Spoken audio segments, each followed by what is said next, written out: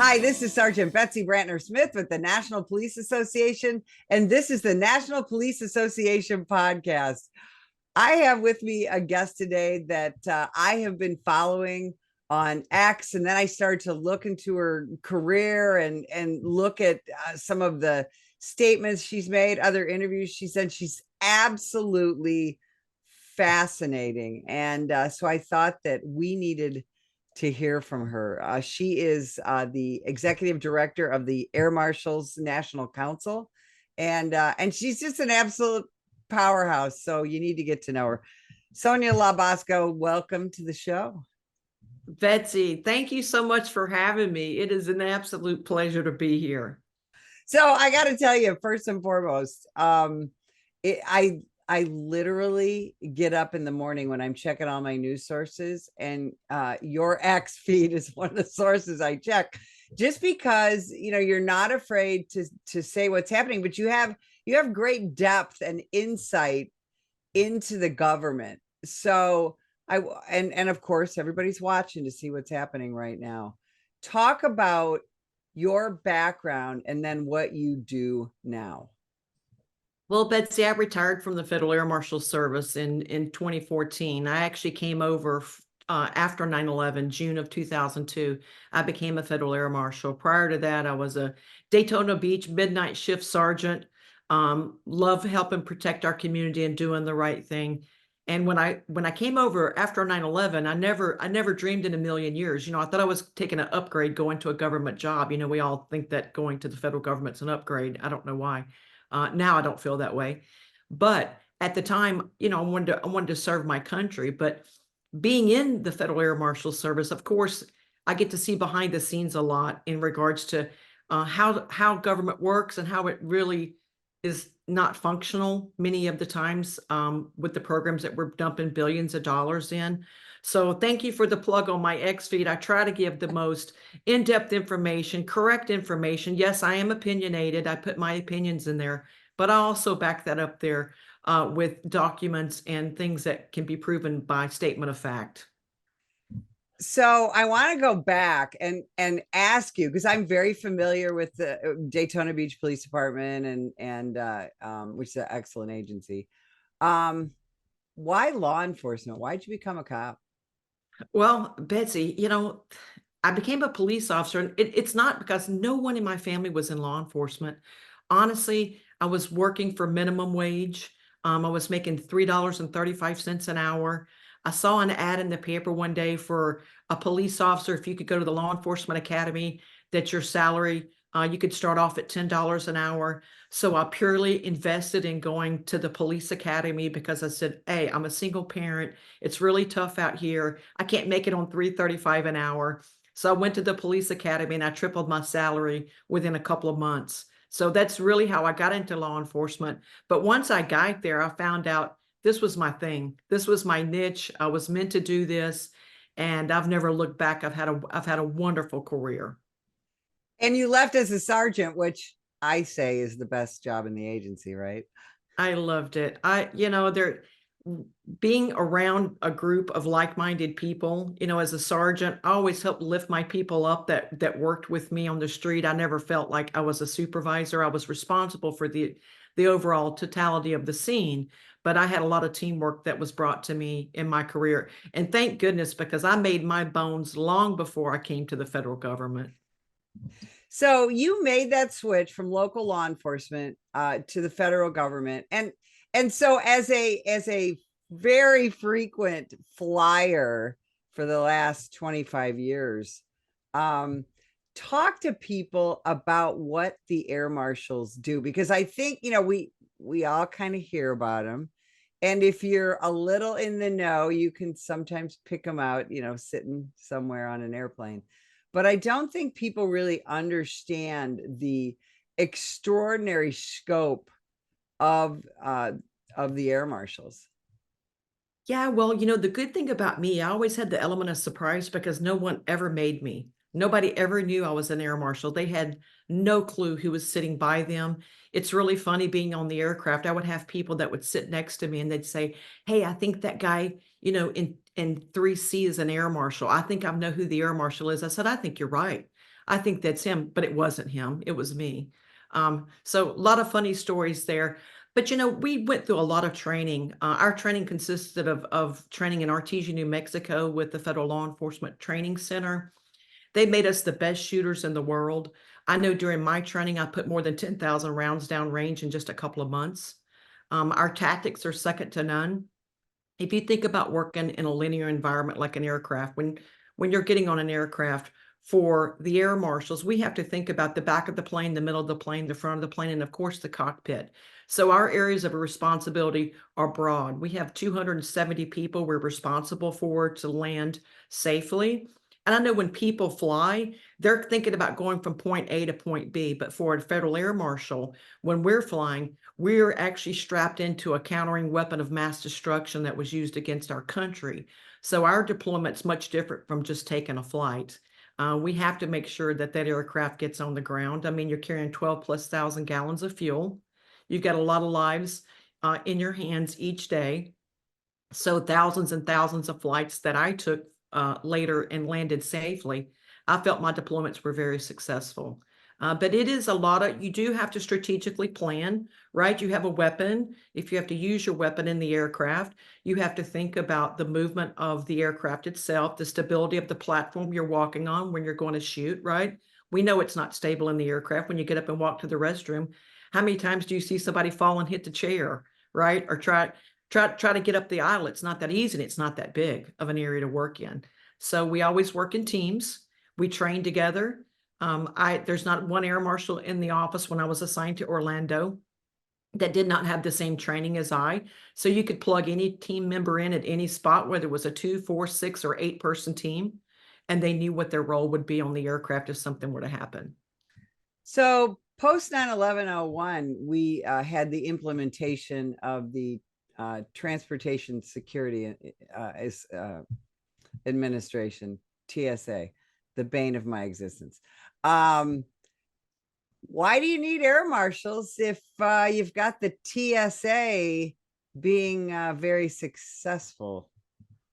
Well, Betsy, unfortunately, they're not successful.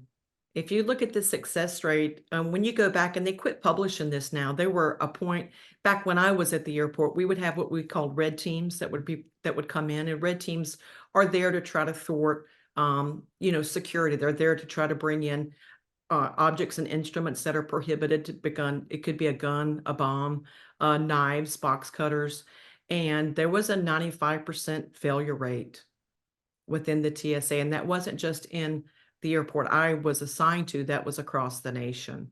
So they're not that successful. And I my husband, who's also a police trainer, we talk about this constantly as we're traveling. He calls it security theater, and it is very frustrating. If you are, like us, a law enforcement professional, you know a little bit about security. It's incredibly frustrating, and yet we pour millions and millions of dollars into the TSA. And can you imagine any private sector organization with a 95% failure rate continuing to get funded and protected? It's unthinkable. Talk to me about how that happens. Well, I mean, the thing with TSA, it is security theater. Think about this. You have to go in front of everyone in the airport, and they make it like a big deal. Oh, well, now, ma'am, you have to take your shoes off. Oh, sir, you have to take your shoes off.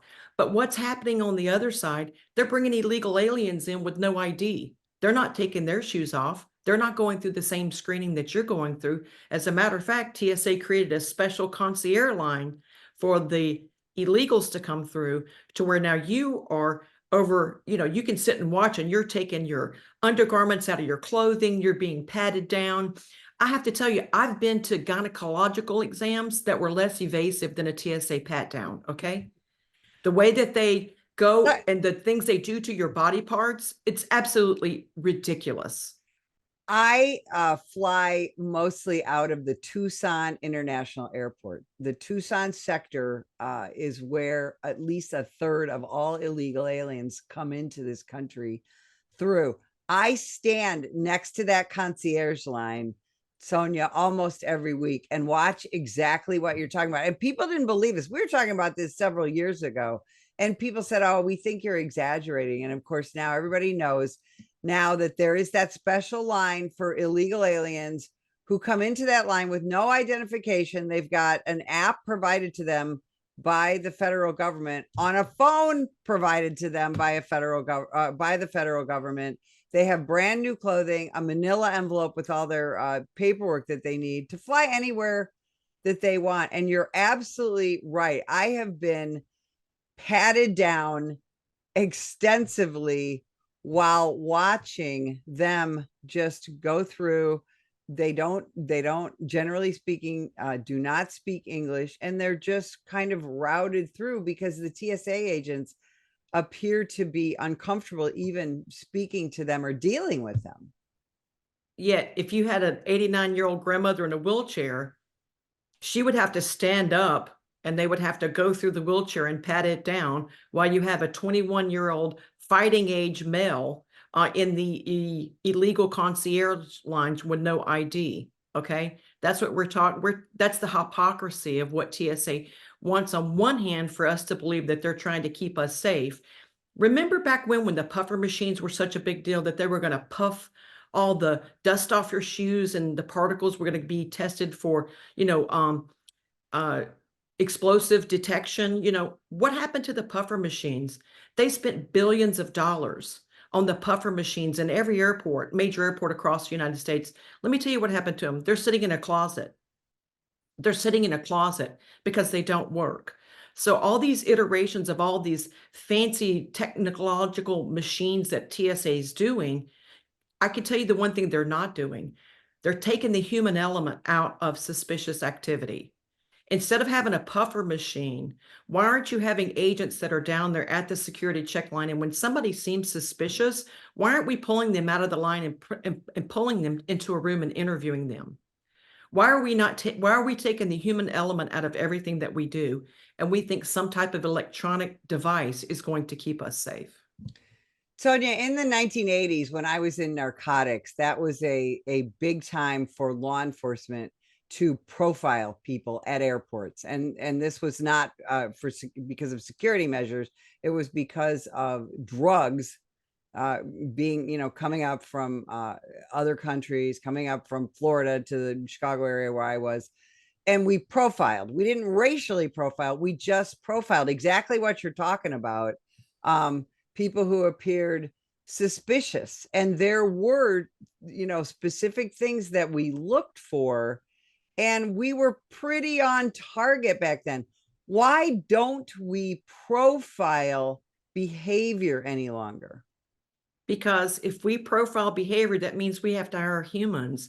And if we hire humans, that means our buddies and our friends can't get billions of dollars in contracts because TSA at the end of the day is about money. It's about contracts and giving contracts away to those that are going to help make billions of dollars and stock their portfolio.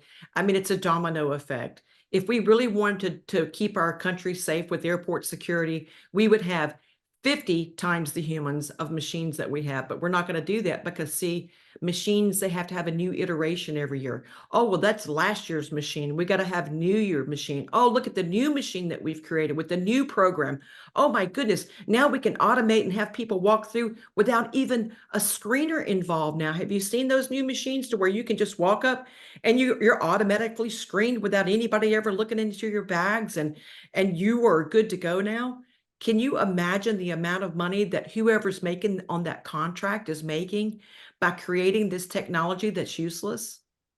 It is absolutely extraordinary. And so as air marshals, here you are sitting on an airplane where with a bunch of people who frankly haven't been properly screened, and that it doesn't just endanger the passengers, it endangers the air marshal, correct?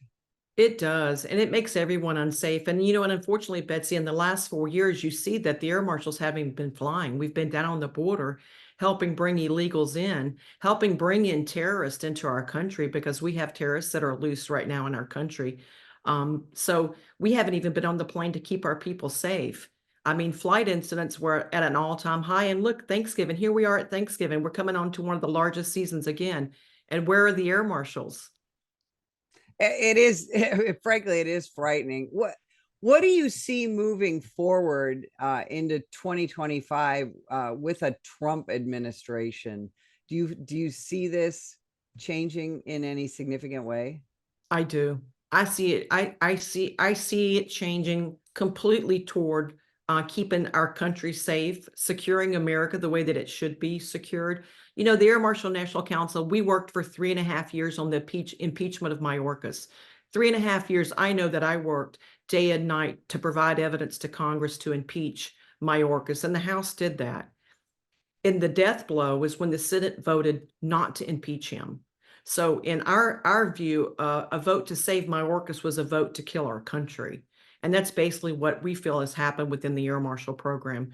We have all hopes that President Trump is going to come in. He's going to help set the Air Marshal program where it needs to be. We need to be in a law enforcement capacity. TSA is an administrative group that honestly really doesn't know what they're doing.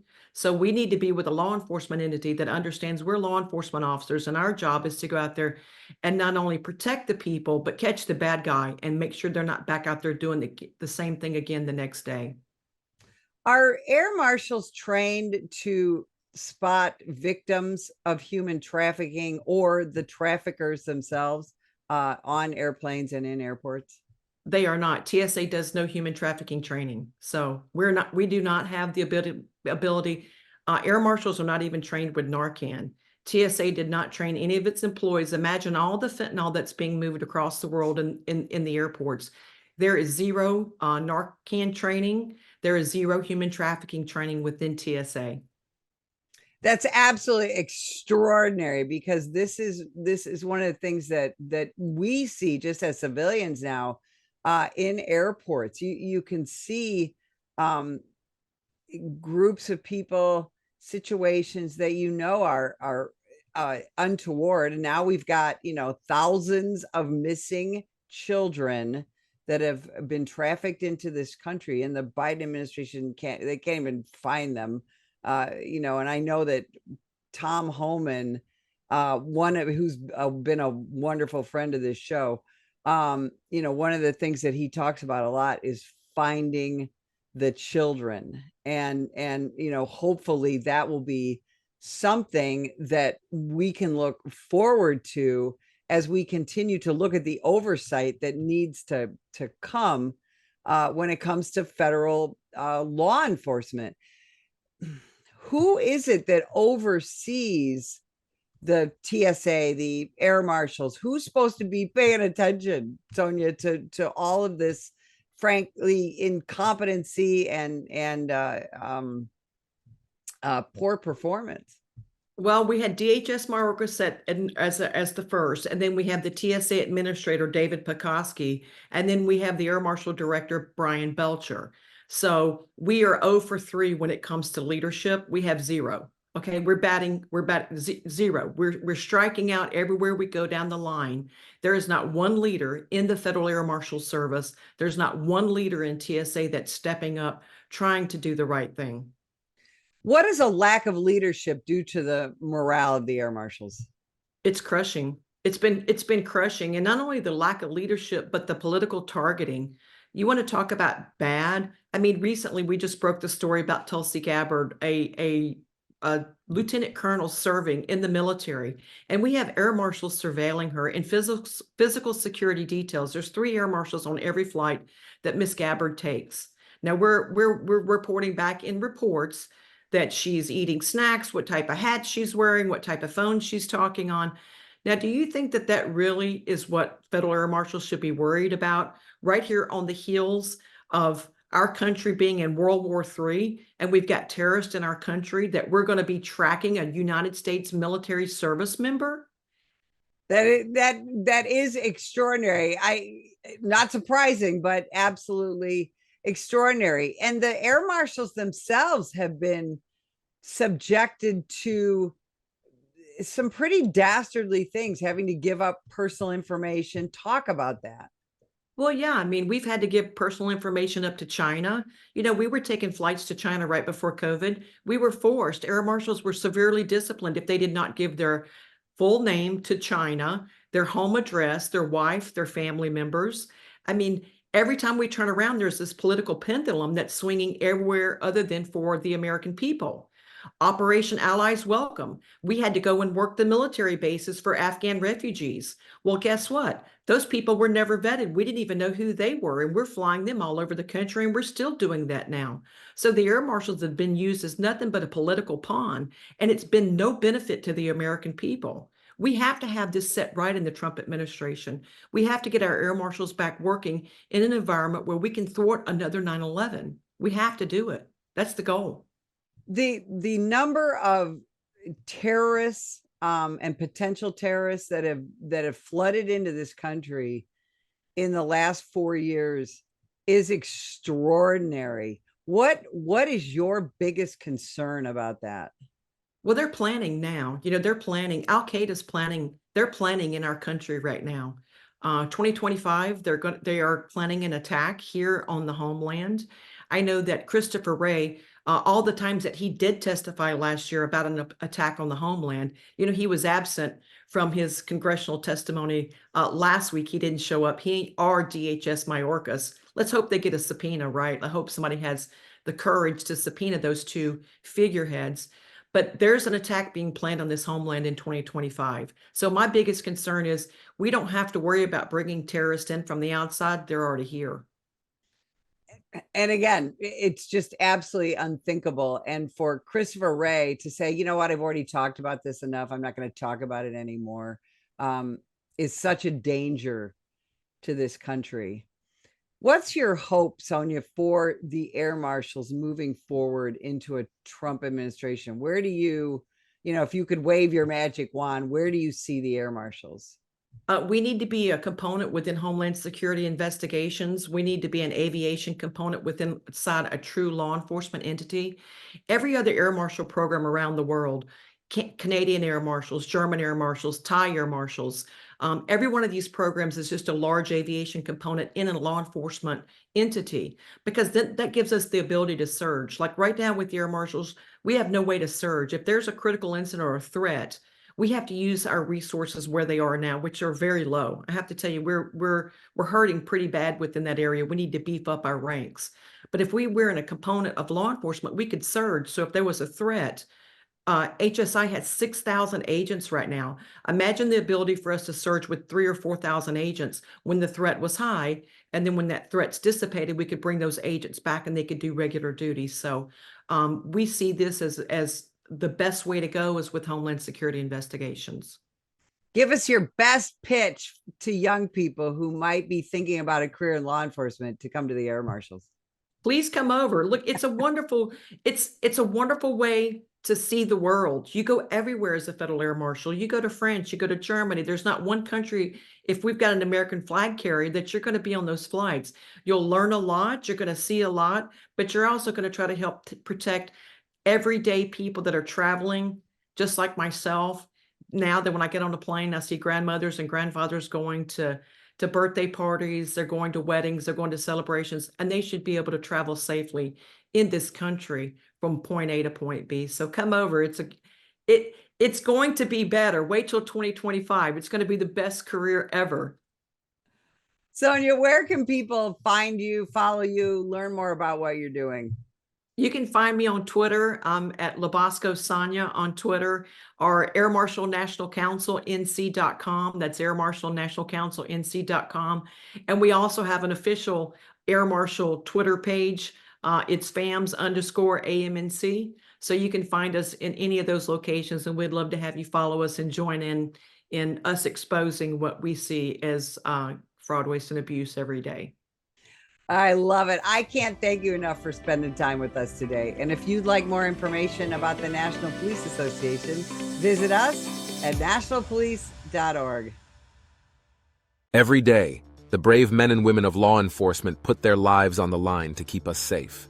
But they need our help to continue their mission. Activist politicians, progressive prosecutors, the ACLU, and the rest of the anti-police forces, receive millions in donations from extremist pro-criminal elements like George Soros and woke corporations.